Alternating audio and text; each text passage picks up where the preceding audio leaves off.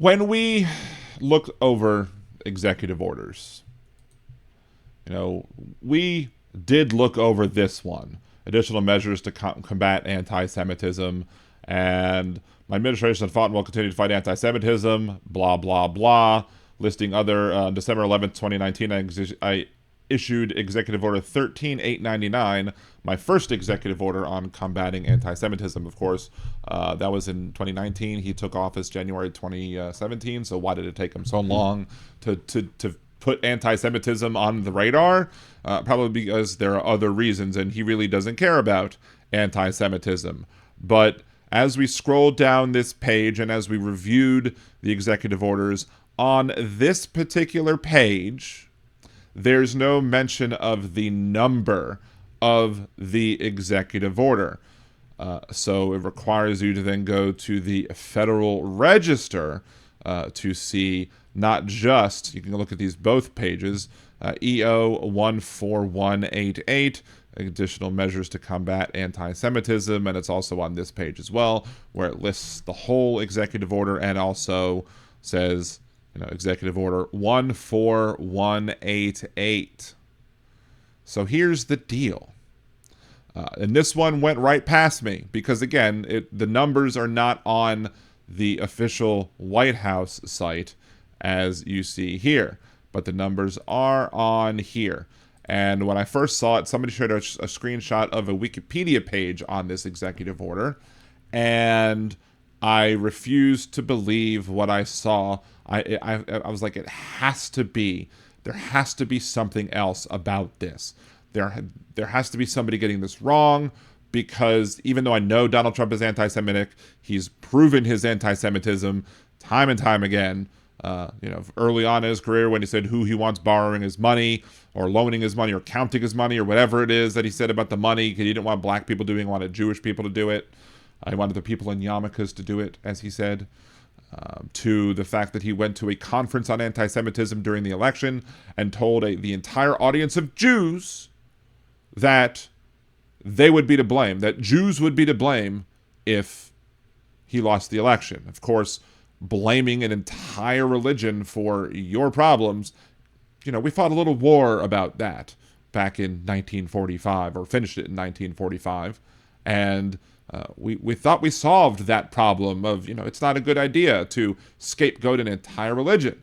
Of course, in Trump's first run for office, when he ran in 2016, he scapegoated the entire Muslim religion, all of Islam. He wanted to stop every Muslim person from coming into this country until total and complete shutdown, until, we figure out what the hell's going on or whatever. What the hell's going on is we have a bigot, racist, anti-Semite in the Oval Office. We had one back then, and we have another one now. So, what's the problem with this executive order? It says it's going to combat anti-Semitism.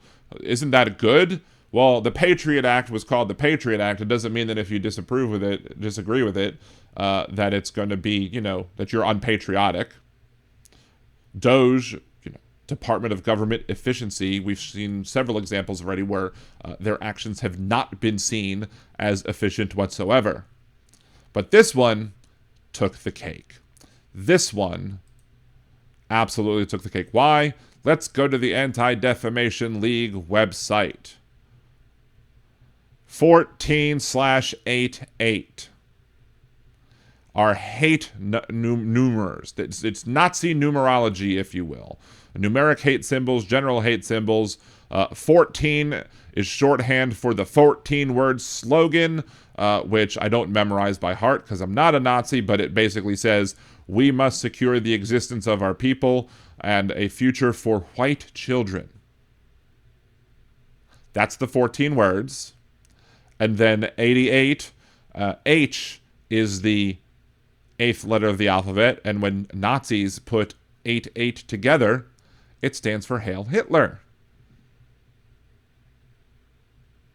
We remember the My Pillow guy had a sale on his pillows for $14.88. Again, an anti-Semitic dog whistle. Symbol is most commonly written as 1488 or 14/88, but 14-88 or 8814 are also common. 14/88. What does Executive Order 14188 look like? 1418. The one is the slash. You cannot tell me that this was just a happenstance, that this was just a coincidence, that the person who was in charge of putting this in place wasn't a frickin' Nazi, and that Donald Trump hasn't surrounded himself with Nazis in his cabinet, in his staff, etc. There's the odds of this being just a random coincidence of the hundreds of executive orders that he wrote and the the hundreds of executive orders that he has signed, including the 4 that were signed on that particular day, on January 29th, 2025. I guess we could understand maybe why I missed this on January 29th, 2025, because January 29th, 2025, I was still dealing with the fact that they just released my wife from the hospital, and as such, and told us if it gets worse, go to a different hospital because we can't take care of you, apparently. And so over the next couple days, I was kind of distracted. So maybe that's why I missed this. But it's also probably because of the fact that they don't put the numbers on the whitehouse.gov website. You have to go to the Federal Register website. Well, you know me. I'm not about to let this slide with anybody. And there's my favorite conservative commentator, Ringside Politics host Jeff Crouere on WGSO 990 AM. I wrote him a nice little letter, because I called into the show first, and he had never heard of those numbers or whatever. Basically, that is not a coincidence. He tried to say that it was a coincidence. As he ended the show, he ended the show with my call. I was on hold for an hour. He got to me at the end. He didn't know what I was talking about, but, right there, I emailed him. I basically told him that, he's standing on the side of Nazis. I was like, you can make it right, but the clock is ticking. Stand with us or against us.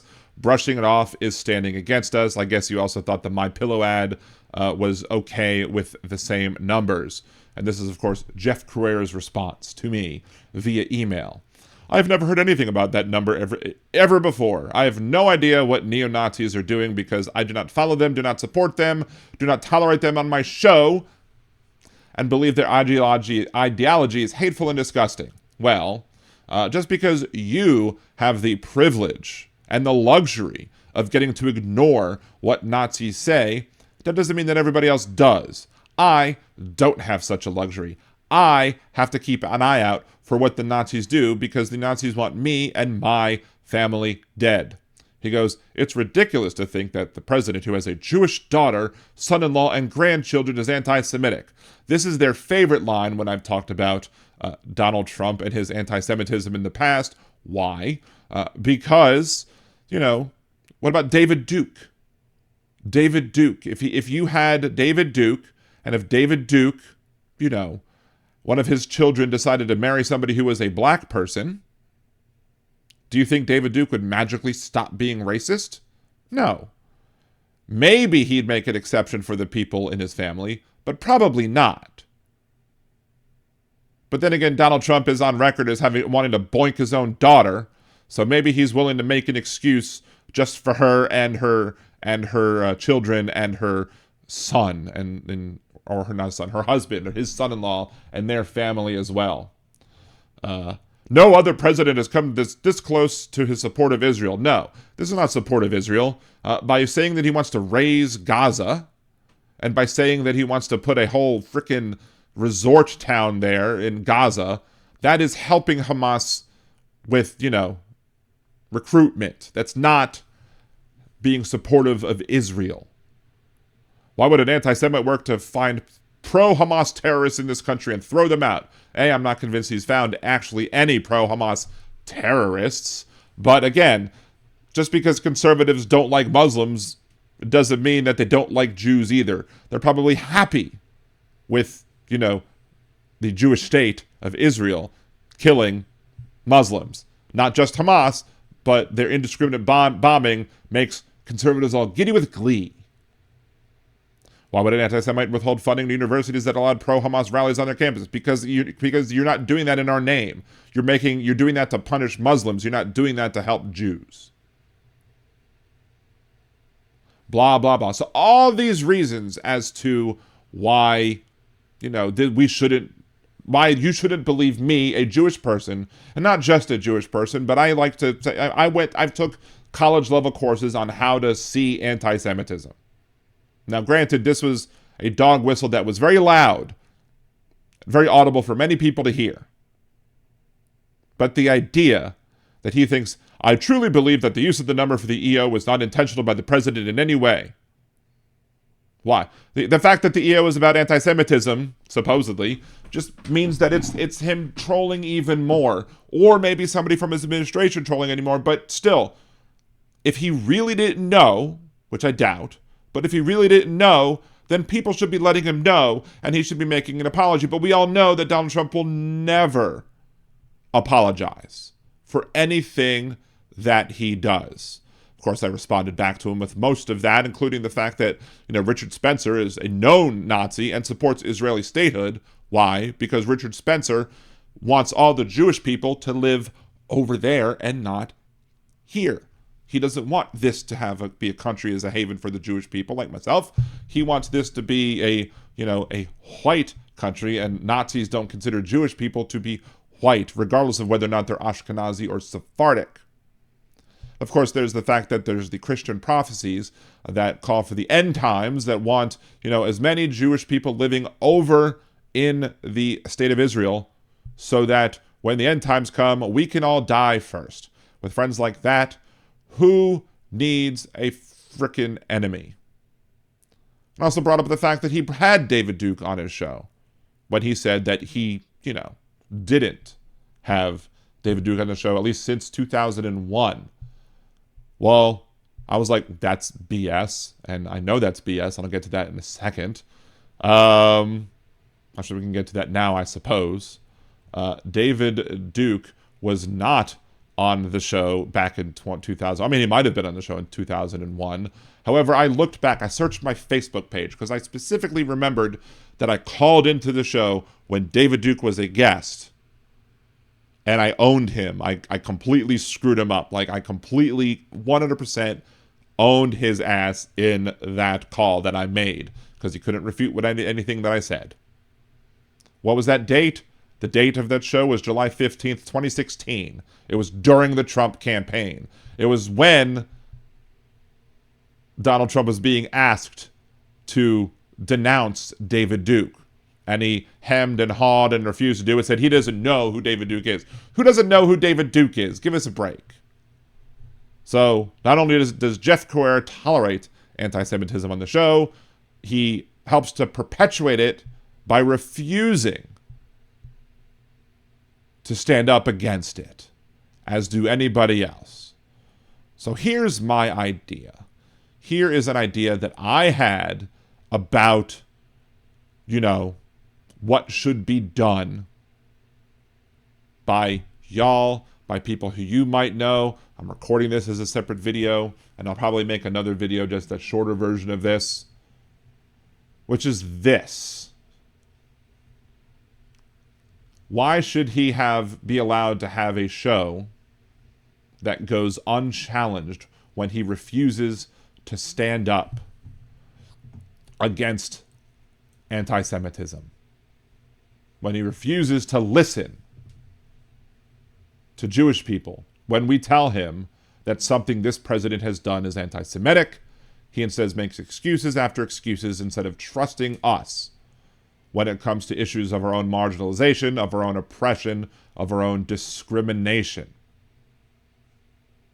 So what should y'all do? What should everybody do in this circumstance? And I'm not saying just target out his show or any of the other conservative shows that run on his WGSO channel. There are shows I wouldn't target. There's a food show that I would leave alone. The person who runs it just lost her husband, and she's a very nice woman. But there are other conservative shows on that channel, not just Jeff Crouere's Ringside Politics from 7 a.m. to 9 a.m. Central Time, Mondays through Fridays, and also on from 6 p.m. to 7 p.m. Monday through Friday at Central Time as well. Phone number to WGSO is 504-556-9696. 504-556-9696. I don't think they have a live show on right now. But if you happen to be awake between the hours of 7 and 9 a.m. Monday through Friday, or are available between the hours of 6 and 7 p.m.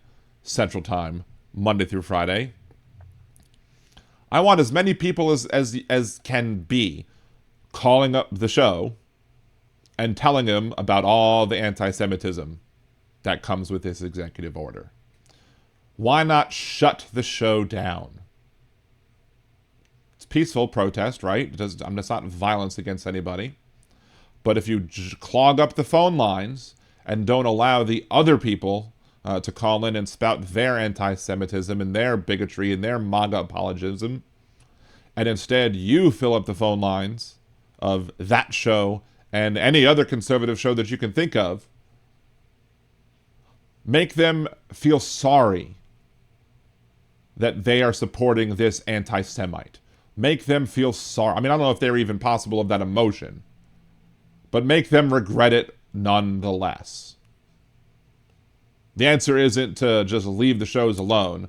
I think the answer is to jam up the phone lines so that no other ones can call in. Because there's very limited space on their phone. I mean, my phone line, you only have one. And that's completely, I only have one. I don't have a whole ass system like they do.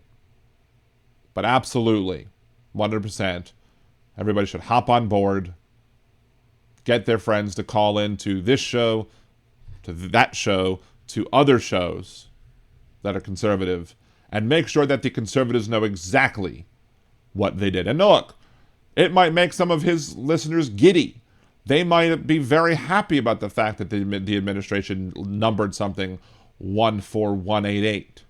And what the number had to do with anti-Semitism and Jews. Whereas, I mean, again, there could have been 3 other numbers that were used that day. Trump didn't do it. But here's the other thing. Here's the other minor thing that just, icing on the cake, if you will. If Donald Trump didn't know what this executive order was about and the numerology on the executive order, does Donald Trump know about any of the executive orders that he's signing? Huh? Maybe, maybe not. He looks lost like a freaking deer in the headlights half the time when he's signing those damn executive orders. So all these people complaining about whether or not President Biden used an auto pen to sign his signature onto his executive orders and to his pardons, etc. Again, every conservative accusation is a confession, and hypocrisy is a conservative prerequisite. So, these people are whining and bitching and moaning, complaining about the fact, or about the idea, that Biden may have used an auto pen for certain things. Well, then what the hell's Donald Trump doing if he doesn't know what he's signing and when he's signing it and what the contents of these orders and the numbers mean as it pertains to those orders? So yeah, none of them can give me any crap about Biden and an auto pen when President Trump, when it comes to these executive orders, are pretty much on autopilot. Other people are clearly writing them. Other people are clearly supplying them to him. Mostly people from, Project 2025, Heritage Foundation, all of his other folks that he's put up there to do the things that he promised to do. Whatever. But don't tell me that Biden's auto pen thing is a real scandal if Donald Trump doesn't even know what the hell he's signing. And what do you think? Agree with me? Do you disagree? Do you still think that I'm insane for thinking that the numbers used for this executive order were picked specifically because they were anti-Semitic? Let me know in the comments down below if you agree with me. let me down in the comments below as well. And if you're going to call up these conservative talk shows, including Jeff Crouere's Ringside Politics, WGSO.com is the website, let me know as well. Because I'd love to know when you're calling in, because I'd love to hear it. I'd love to hear all of these people flooding the phone lines, all of y'all, all of your friends, your family members, etc. I want to hear y'all flooding their phone lines. Don't let those racists, those bigots who call into the show regularly have their say. Have your say. And you don't have to just complain about 14188, but you absolutely should complain about that one as well. Oh, another thing before I end the video. When I posted my initial rant, when I made that video on Friday, when I first found out about this crap, YouTube, it didn't demonetize the entire channel, but they limited the monetization that could happen because they don't think that a Jewish person talking about anti-Semitism is adequate or appropriate or whatever, or suitable for their advertisers. I would get it if I was frickin' Richard Spencer sitting here spouting off really anti-Semitic BS as my opinion. Sure, that would not be suitable for advertisers. But a Jewish person shining a light on anti-Semitism? That's not suitable for your advertisers? Who the hell are your advertisers, YouTube? I've requested a review, but I wouldn't be surprised if this video also gets flagged and, whatever, for having not suitable, not ad suitable or whatever content. I'll let you know about that, I guess, the next show. But again, agree with me, disagree with me, leave your comments down below. Remember to like the video, share it, subscribe to the channel. Unless you're a Nazi or somebody who doesn't think that the use of 14188 was purposeful, have a good day.